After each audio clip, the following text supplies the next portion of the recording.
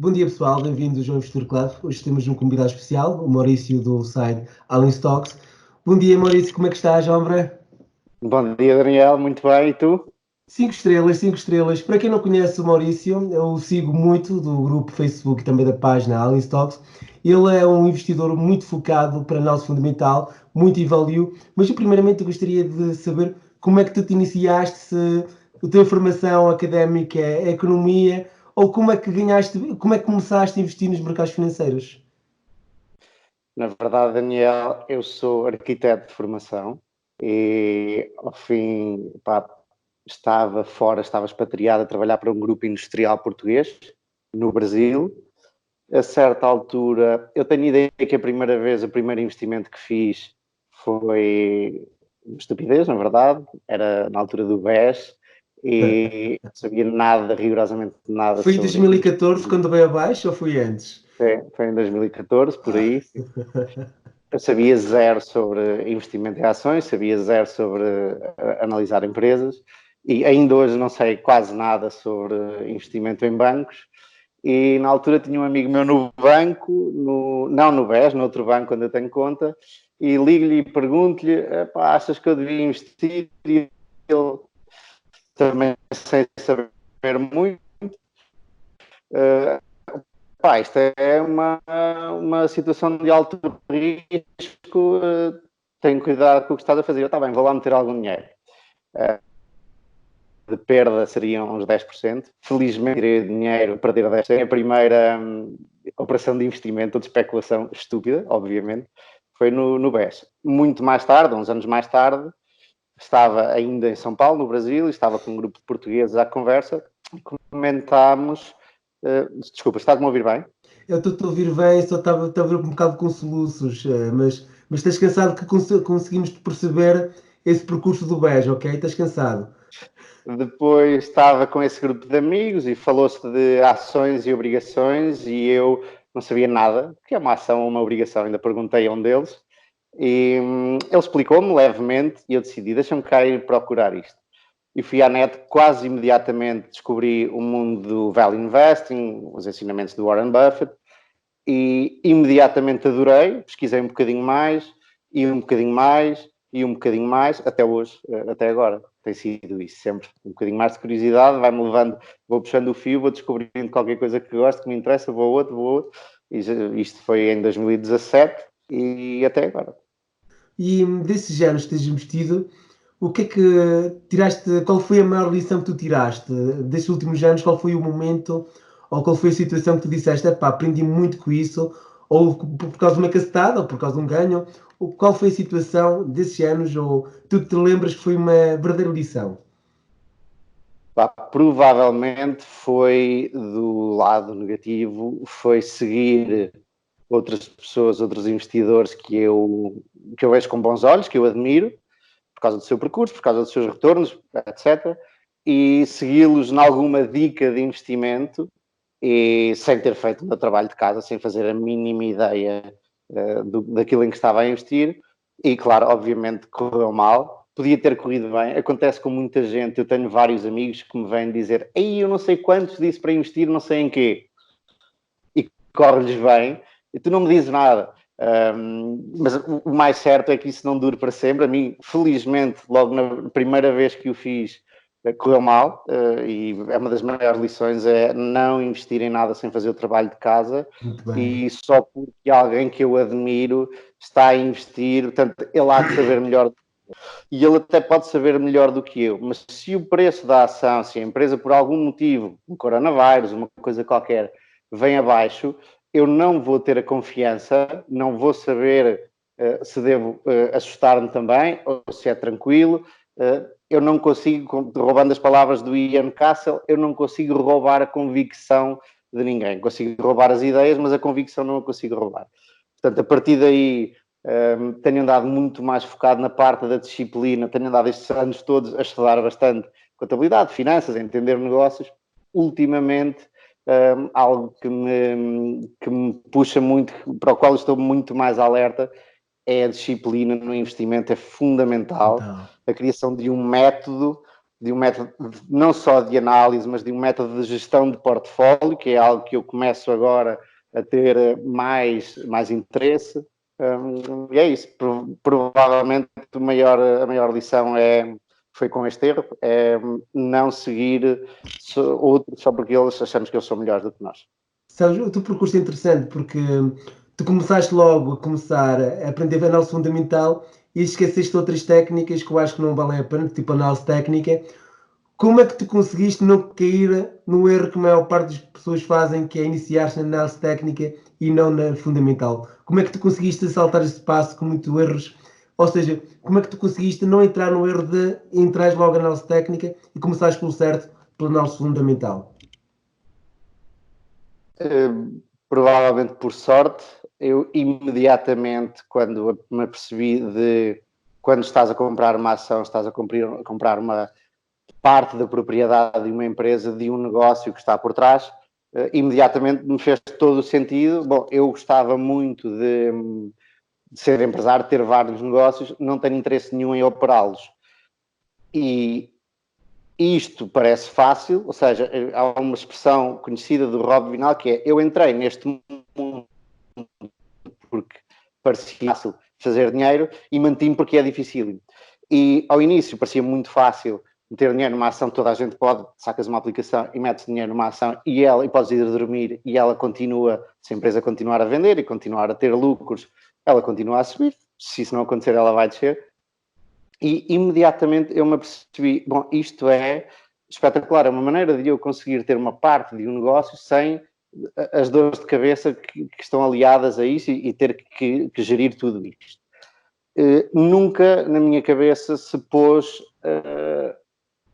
a perspectiva, outros tipos de investimento naquela altura em que estava a começar, e o que me interessou foi entender porque é que este negócio, porque é que há negócios melhores do que outros, porque é que este negócio consegue, ano após ano, melhorar vendas, diminuir custos, ganhar cota de mercado. Foi a parte do negócio que me ali mais do que eu não considero, quando estou a comprar uma ação, que estou a comprar um ativo financeiro. Ainda que o esteja a fazer, eu considero que estou a comprar uma empresa e que estou a comprar um negócio. E isso é aquilo que a mim me deslumbra e tive sorte, provavelmente, de o ter percebido logo de início. Muito bem, diz-me só uma coisa. Qual era o conselho que tu davas às pessoas que se querem iniciar nesse mundo? Ou o melhor conselho que tu davas? Faz de conta que eu se chamo Daniel, não sei nada de ações, conheço o teu site, o teu blog, eu quero me meter nesse mundo. Qual era o conselho que tu me davas a mim?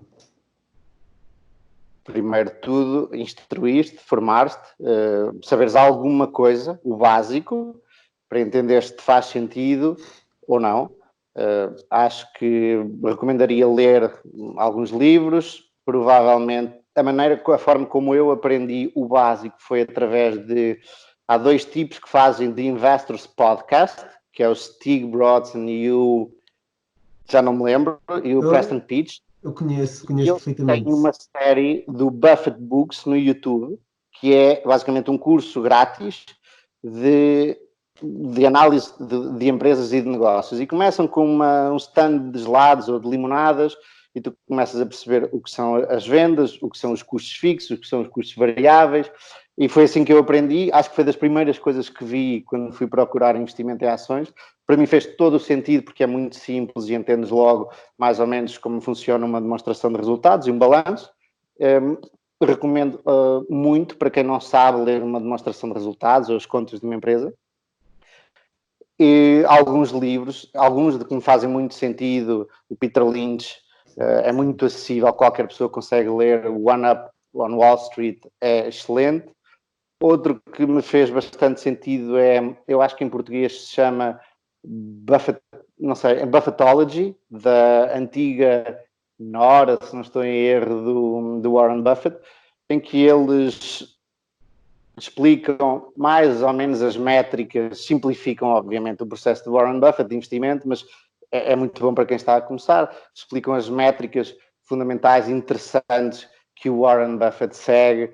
Portanto, acho também um excelente livro para começar. E para se entender um bocadinho melhor de contabilidade, de ler, pelo menos contabilidade do ponto de vista do investidor, há um livro pelos mesmos gajos, curiosamente, do The Investors Podcast, que é o Buffett Accounting. Eles usam o nome do Buffett para tudo, porque vende muito bem, certo?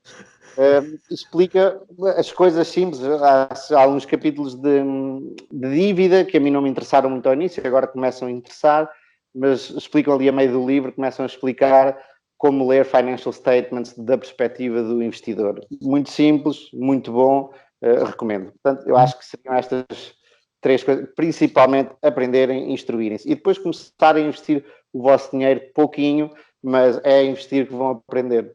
Muito bem, ou seja, na prática é meter a pele em risco, como diz o Nassim Taleb, vamos aprender, mas meter a pele em risco na prática, não é? Sim, epá, não, sim, exatamente.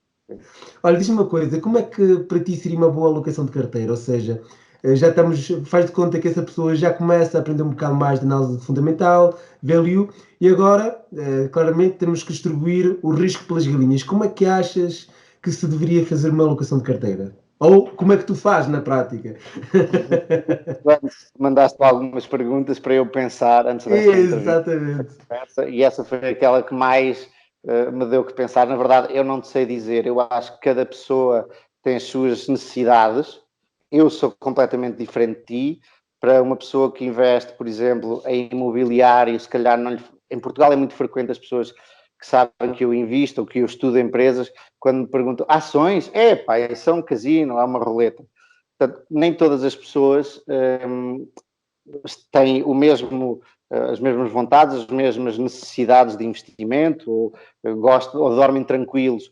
Portanto, eu não consigo dizer o que será bom para outra pessoa. Eu ainda estou a tentar entender o que será bom para mim ao fim de 3 ou 4 anos de estudo. Ainda estou todos os dias a melhorar e a ler um bocadinho mais, e este tipo tem uma estratégia engraçada, não põe mais do que X. Por exemplo, eu gosto muito como conceito alta concentração. Os meus Estilo Manish Pabrai e Mander, não é? sim, sim. Os meus investidores, alguns dos meus investidores favoritos, esses 2 são alguns deles. Vou-te dar o exemplo de mais um ou 2, o Rob Vinal, que é um tipo que mora na Suíça, numa aldeiazinha, e é excelente. Eu acho que ele tem 6, na verdade, no máximo deve ter 10 ações, e estuda, varre o mundo todo a ir visitar as suas empresas, considera-as como suas empresas, vai visitar as fábricas, todos os Diz-me anos uma faz. coisa, ele não era gestor de um fundo suíço, o Rovinal?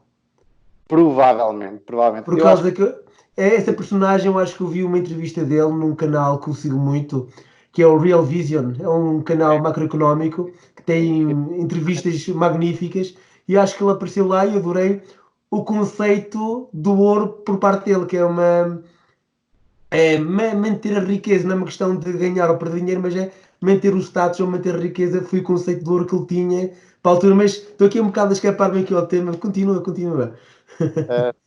e eu aprecio muito essa estratégia.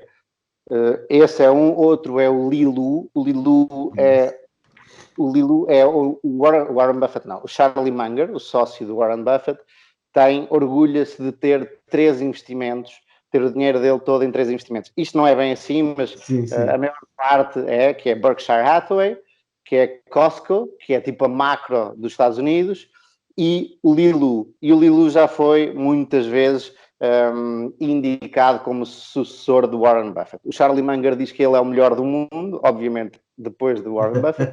O Lilu é chinês, trabalha nos Estados Unidos, e o que faz é investigação jornalística das suas empresas. Eu estava a ler há pouco tempo aqui um transcript de uma conferência que ele deu, de uma aula que ele deu espetacular, que entretanto saiu do YouTube, mas os transcripts conseguem se encontrar, e ele estava a dizer, pá, eu chego ao ponto de ir visitar o pessoal, por exemplo, eu estou a estudar, o CEO que é católico, eu vou no domingo, apanho um avião, vou à igreja dele, vou conhecer as pessoas que o conhecem, vou saber qual é a opinião das pessoas que o conhecem para saber se é um tipo confiável, ou seja, vai até ao ínfimo detalhe. Muita gente, e esta discussão eu costumo tê-la aqui no All in Stocks, muita gente é absolutamente contra isto, e muita gente reputada e com bons resultados. esta é uma estratégia completamente diferente, por exemplo, da do Ben Graham, que era ter um bolo de ações estatisticamente baratas, e se alguma correr mal não há problema porque tu tens uma quantidade delas. Eu também gosto muito de encontrar ações que claramente estão muito baratas, porque tem uma caixa, valem 1 milhão, e tem uma caixa de 900 mil, e dificilmente vão perder aqueles 900 mil. Portanto, eu ainda estou, e acho que vou estar a vida toda, a fazer ajustes à minha É curioso porque estás a falar das armadilhas de valor, ou seja, empresas que teoricamente estão baratas, mas na prática vão continuar a ficar mais baratas porque os seus fundamentos estão-se a deteriorar continuamente. Falando sobre isso, como é que tu determinas que a parte mais difícil do investidor não é comprar? Eu acho que a parte mais difícil do investidor é desfazer-se de uma posição. Como é que tu das-te conta que é a altura certa de assumir que estás errado e desfazer-te da posição? Acho que é uma das questões mais importantes que nós temos. E essa é uma questão dificílima de responder. Eu acho que sou péssimo a vender. E sou péssimo, eu até me tenho gostado mais vender ações que são boas empresas e considero isso, para mim é muito, tem-me acontecido mais frequentemente vender boas empresas do que não vender más empresas. Eu, quando me apercebo de um erro que fiz, ou não estudei bem esta empresa, ou isto não é tão bom negócio quanto eu pensava, eu consegui imediatamente vender e não me importa quanto estou a perder. O meu problema para mim é vender empresas por razões estúpidas ou por causa dos tais vieses comportamentais. Exatamente. Por exemplo, para dar um exemplo, vendi Google aqui há uns tempos atrás. Porquê é que eu vendi Google? E até podemos ter aqui várias razões, podemos encontrar várias razões válidas para se vender a Google. Mas eu hoje não encontro nenhuma razão para ter vendido a Google naquele dia, àquela hora. Não encontro razão absolutamente nenhuma. Provavelmente tinha outra ação que eu achava que ia valorizar mais, ou que tinha um risk-reward melhor. Não tenho a certeza disso. E daí uma coisa boa de ter o All in Stocks e que eu quero começar a fazer mais, e olha, que recomendo a todo investidor, seja ele novato ou já experimentado, é ter o chamado Decision Journal, para que escrevam todas as decisões de investimento que tomarem, escrevam 2 frases. Eu estou a tomar esta decisão por isto, isto, isto e isto. Eu no outro dia encontrei um caderno meu que dizia, eu troquei, não vou dizer o nome das empresas, mas vendi esta para comprar esta. E eu vendi uma das melhores empresas mundiais para comprar sei lá, uma coisa que não vale nada. Ok, só porque entusiasmei e achei, não, isto vai valer, influenciado por outras pessoas, isto vai valer muito mais daqui a amanhã. São essas coisas, neste momento, o meu maior problema sou eu. Pouco a pouco vou criando mecanismos, métodos que me obrigam a ser disciplinado, mas eu acho que isto vai ser a vida toda e nunca existe um ótimo estado em que vais dizer, epá, não sou o melhor aqui. Há um livro muito bom que te ajuda a criar esses princípios, que é o Princípios do Ray Dalio. É um bom livro que ajuda a criar princípios. Não sei se já o leste, mas aconselho vivamente, caso não tenhas lido. Mas vou já escrever, ainda não li, mas vou já escrever para a minha lista. Princípios, é de Ray Dalio. Ele não é um livro sobre o bolso, mas é um livro sobre a vida, ou seja, um livro que te ensina a criar os teus princípios de trabalho, de vida, de contratação, de tudo mais alguma coisa. Ou seja, na prática é uma forma de tu aprenderes a conheceres e superar e chegares ao sucesso. Na prática é isso. Olha, agora tu estás a falar muito do Allen Stocks. Fala um bocadinho sobre o teu projeto do Allen Stocks, do grupo e da página. Ora, o All in Stocks começou um bocadinho atrás, começou o ano passado, se não estou em erro. Eu, quando vim do Brasil em 2018, decidi parar uns tempos para aprender a estudar empresas, a analisar negócios, a aprender contabilidade, finanças, tudo isso, até hoje. E a certa altura estava muito ativo nos grupos de Facebook portugueses, nomeadamente nos grupos do César Borja, do Borja on Stock. Ações da Europa e US Stock, sim. Exatamente. E o César percebeu-se que eu estava sempre a estudar e sempre a aparecer com conteúdo novo. Originalmente pediam-me para escrever os artigos sobre investidores lendários, eu escrevi sobre Maurício Eu lembro, eu Pabrais. adorava, era ao domingo de manhã que escrevias isso, que aparecia no site, eu adorava ler os artigos. Eu fiquei muito, muito triste quando paraste de escrever esses artigos e adorei um, que foi sobre o Manuel Fabrag, porque eu gostei muito. Esse aí.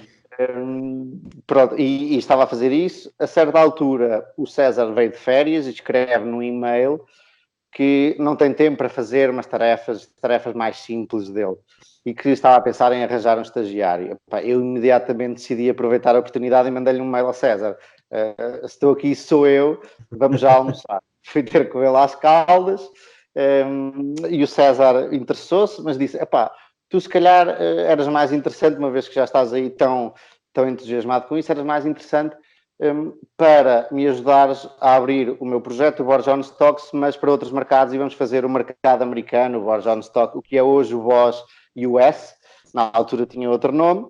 Muito bem, eu comecei a fazer análise, comecei a analisar a Apple, tudo isso, e eu precisava, naquela altura, muito de o que se chamam heavy touch, precisava de acompanhamento do César, precisava de conversar, de bater bolas, ok? E ele na altura não tinha esse tempo, não tinha essa disponibilidade e apercebeu-se, vamos cá, antes que isto avance muito, vamos cá dar um passo atrás e alertou-me, olha Manel, eu não tenho capacidade de estar a dar-te o feedback que tu precisas, portanto vamos abortar isto, muito bem, obviamente, mas eu já Mas estava tão continuaste entusiasmado, já, e exato, tu eu já estava continuaste. tão entusiasmado que decidi criar o site All in Stocks e vou escrevendo, não tanto quanto queria, eu publico pouco conteúdo, pouco frequentemente. Agora estou a passar para ainda para menos frequente, porque estou a começar a fazer análises em vídeo e análises profundas. E o objetivo do All in Stocks é monetizar isto e tornar isto um serviço de subscrição para as pessoas terem acesso à minha pesquisa.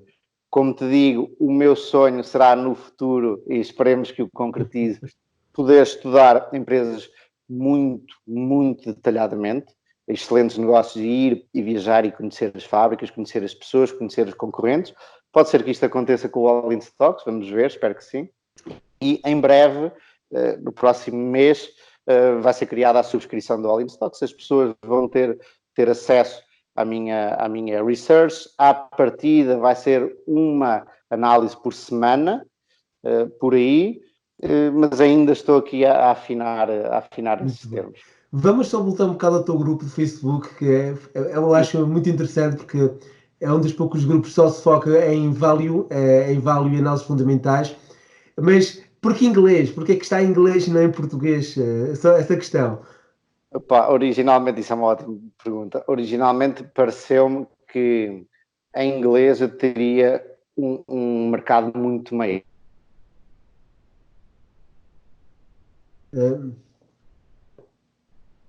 Obrigado. Sim, sim. Olha, vamos repetir outra vez essa pergunta porque ficaste sem coisa. Maurício, desculpa lá, houve aqui um corte e estávamos aqui com uma pergunta que era o grupo dele, do Maurício, do grupo Facebook, vocês vão ter aqui o link na descrição. Ele escreve-se totalmente, está totalmente em inglês. A questão é porque é que foi em inglês e não em português? Bom, originalmente eu entendi que o mercado seria muito maior se eu escrevesse em inglês, se eu fizesse o All in Stocks em inglês, porque o nosso mercado português, especialmente vindo do Brasil, que é gigante, de uma cidade de 16 milhões de pessoas, pensei, o mercado português é pequeno e já agora deixa-me tentar abarcar um mercado maior. E assim começou em inglês. A maior parte, por acaso eu não sei qual é a porcentagem, mas a maior parte dos membros são portugueses. Existe, já me A apercebi culpa é que minha, existe. cuidado, a culpa é minha, que eu tenho falado muito do teu grupo. Já está mal. Obrigado, Daniel. Eu já reparei que as pessoas gostam de, apesar disto não ter nada de nacional, ou seja, eu estar aqui ou ser um japonês a fazer este trabalho, não altera em nada, talvez altere alguma coisa, mas vamos dizer que não altera em nada, mas as pessoas gostam de seguir aqueles que lhes estão próximos. Portanto, os portugueses gostam de seguir portugueses, apesar de, e tu provavelmente segues muita malta estrangeira, tenho quase a Sim, é certeza disso, verdade, é verdade. quem está aqui ao lado, eu gosto de ir a ver os teus vídeos, o que é que este gajo anda aqui a dizer? Não sei, existe esta necessidade, esta vontade, esta aproximação. Portanto, começou em inglês, vai continuar em inglês. Eu agora começo a fazer os vídeos, uma versão em inglês e uma versão em português, e acho que vou começar a fazer as análises também, uma versão em inglês e uma versão em português. Por acaso é interessante que eu também vou deixar, pessoal, o link do YouTube do canal do Maurício. Tem lá uma análise interessante, só a parte 1, depois ainda vai ter uma segunda parte que ele vai fazer no futuro.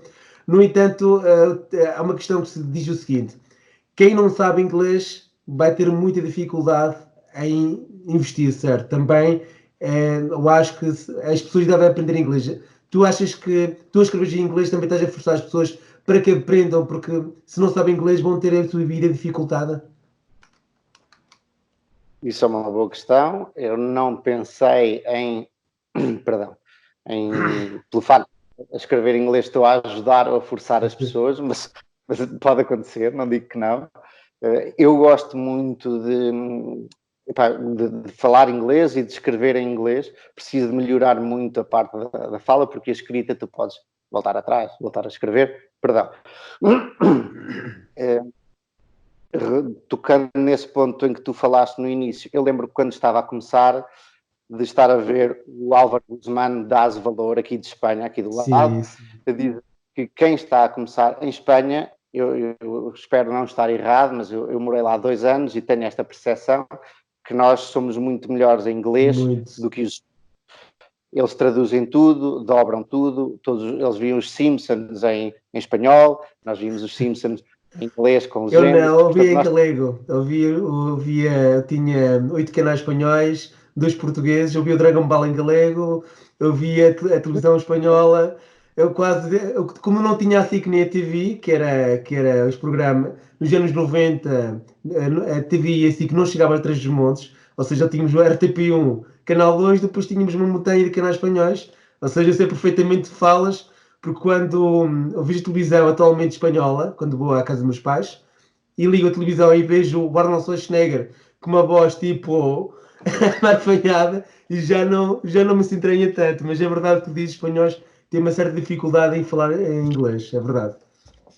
E depois, pronto, e estava a ouvir o Álvaro Guzmán e ele estava a dizer que há 2 línguas que qualquer pessoa que quer aprender análise fundamental tem que aprender. O inglês é importantíssimo, sem isso não vão conseguir chegar muito longe. E a outra é contabilidade, é a linguagem dos negócios. As pessoas, se me tivessem dito há 10 anos atrás que tu vais ter que aprender contabilidade, provavelmente eu tinha feito uma cara, contabilidade, sério. Não é preciso ser contabilista, saber o que um contabilista sabe, é preciso saber ler as contas. São duas coisas fundamentais. Já agora deixa-me voltar atrás naquilo que tu me perguntaste há bocado, quais são os conselhos. Aprendam contabilidade. Se não sabem, agora vou roubar do Peter Lynch, se não sabem ler um balanço, se não sabem ler uma demonstração de resultados, não invistam em nada, porque vocês não entendem o negócio. Portanto, aprendam a contabilidade básica, leiam, a internet está aí, tem vídeos a explicar tudo e mais um par de votos. Diz-me só uma coisa, agora terminando, tu já falaste aqui em livros, já falamos. Essa era uma pergunta que queria pôr no final, mas tu já respondeste os livros que gostaste mais. Mas diz-me gestores, ou já sabemos todos do Manis Pabrai, Warren Buffett, Peter Lynch, mas tu tens algum gestor de um fundo? Vamos fugir dos norte-americanos, vamos um bocado mais para o europeu. Tu sabes algum gestor europeu que te identifiques mais, ou só te identificas com gestores americanos? Se sim ou não, quais? Não, na verdade, até por ainda há bocado falámos do Rob Vinal, que é o Sim. tipo que mora numa aldeia na Suíça, identifico-me bastante, gosto muito, se não me identifico, gosto muito da abordagem dele. Aqui ao lado de Espanha como tu sabes, eu acho que até foste tu que me alertaste inicialmente para um vídeo de uns espanhóis e daí eu fui desenrolando o novelo e há uma comunidade de value investing enorme, parece que Enormíssima. todos os dias parece que há um tipo novo que tem um fundo e gera já 10 milhões, é Mas curioso. sabes porquê? Portanto, Porque lá, mas isso tem a ver com a legalidade em Espanha. Lá, enquanto aqui em Portugal nós temos os fundos, tem estado completamente com regras absurdas. Em Espanha tem chamadas SICAVs, são fundos um bocado mais flexíveis, que são geridas ou são, de certa forma, gestionadas por pessoas que não tem nem CFAs, nem CTAs, nem nada disso, ou seja, é um bocado mais simples criar um fundo, mas claramente há regras, tens de ter sempre um gestor fundamental, mas tem essa facilidade porque as TCAPs parecem pipocas e nascem em Espanha. Por exemplo, aquela do True Value, do Alexandre, é uma SICAP, ou seja, um fundo pequenino, mas porque existe essa facilidade de investimento em Espanha que infelizmente em Portugal não acontece.